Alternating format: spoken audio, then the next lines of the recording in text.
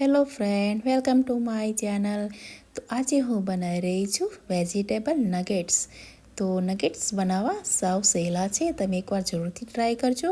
તો આ સિઝનમાં બહુ જ શાકભાજી એમ કે વેજીટેબલ અવેલેબલ છે, તો તમે જેને તે બનાવવા માંગતો હોય એનેથી બનાવી શકો છો. તો મેં અહીંયા વટાણા લીધા છે અને વટાણા અને બટેટા લીધા છે. તો અહીંયા મેં અડધો કપ વટાણા, તેમાં મેં કોથમરી અને લસણ એડ કરીને મિક્સીમાં ગ્રાઇન્ડ કરી નાખ્યું છે. તો અધકચરું ગ્રાઇન્ડ કરવાનું અને તેમાં ચીલી ફ્લેક્સ અને તલ એડ કર્યા છે અને તેમાં મેં બાફેલું એક બટેટું મોટું લીધું છે. તમે જે પણ એડ કરવા માંગતા હોય તે કરી શકો છો.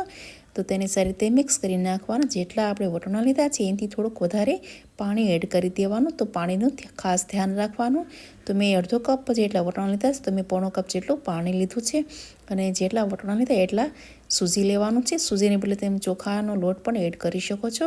તેને સારી રીતે મિક્સ કરી નાખવાનું છે અને મિક્સ કર્યા પછી તેને સારો એવો લોટ બાંધી નાખવાનો છે. જેમ આપણે લોટ બાંધીએ છીએ ને એવી રીતે જ લોટ બંધાઈ જશે. તો આ રેસીપી ફેલ થવાની જરા પણ શક્યતા નથી. તમે જ્યારે પણ મન થાય ત્યારે બનાવી શકો છો. નાના નાના લુવા બનાવીને એની સ્ટીક બનાવી નાખવાની છે.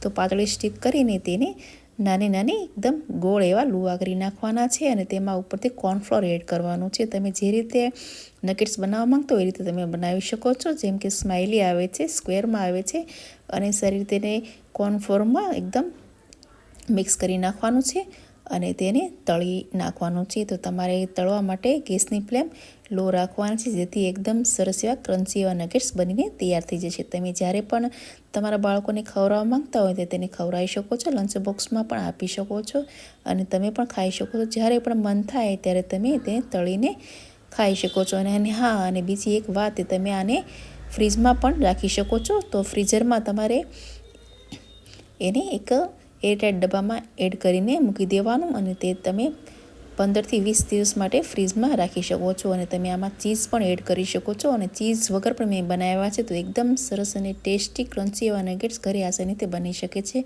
જ્યારે મન થાય ત્યારે ખાઓ અને તમારા બાળકોને ખવડાવો. તો બહારના જે પણ તમે પડીકા ખવડાવો તે બંધ કરી દો અને વિડીયો સારો લાગે તો લાઇક અને સબસ્ક્રાઈબ કરવાનું ભૂલતા નહીં. તો આવજો ફ્રેન્ડ્સ.